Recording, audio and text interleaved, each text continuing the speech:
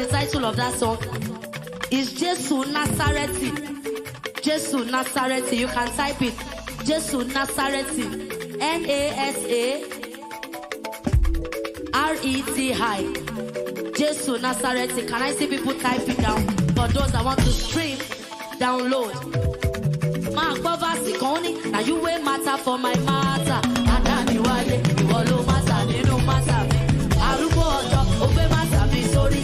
Aye wa pariwo ohun ni, bí ó ṣe wọ lẹ́yìn mi. Ayé ìbáyọ̀ mi o.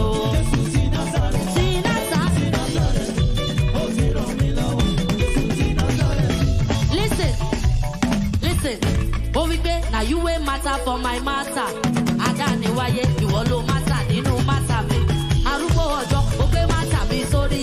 Aye wa pariwo ohun ni, bí ó ṣe wọ lẹ́yìn mi. Ọ̀tá ìbáyọ̀ mi o. Now you will matter for my matter. Adani waye, you all matter, you know matter me. Arubo ojo, obe matter mi sorry. Aye wa pariwo ohun ni, bí ó ṣe wọ lẹ́yìn mi. Ọ̀tá ìbáyọ̀. Now you will matter for my matter. Arubo ojo, ìwọ ló matter nínú matter mi. Adani wáyé, ogbe matter mi sórí. Ayé wa pariwo ohun ni, bí ó ṣe wọ lẹ́yìn mi. Ayé ìbáyọ̀ mi o. Now you will matter for my matter. Arubo wáyé, ìwọ ló matter nínú matter mi. Arubo ojo, ogbe matter mi sórí. Ayé wa pariwo ohun ni, bí ó ṣe wọ lẹ́yìn mi. Ọ̀tá ìbáyọ̀ mi. Ṣóhun náà ló matter nínú matter tiẹ̀ náà, okay.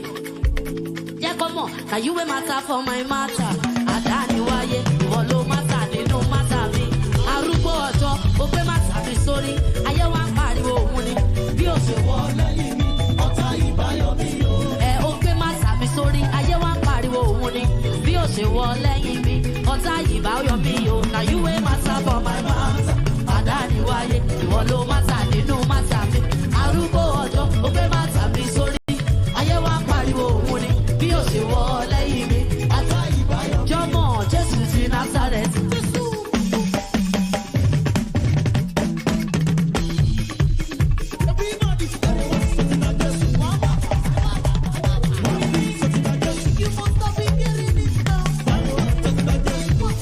Jésù ti Nazareth, ó ti ràn mí lọ́wọ́.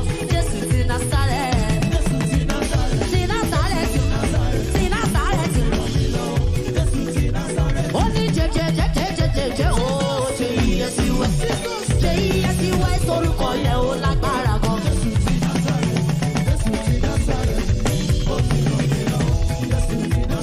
Èké jẹjẹjẹjẹjẹjẹ ó J-E-S-U-S. J-E-S-U-S orúkọ yẹn ó lágbára gan.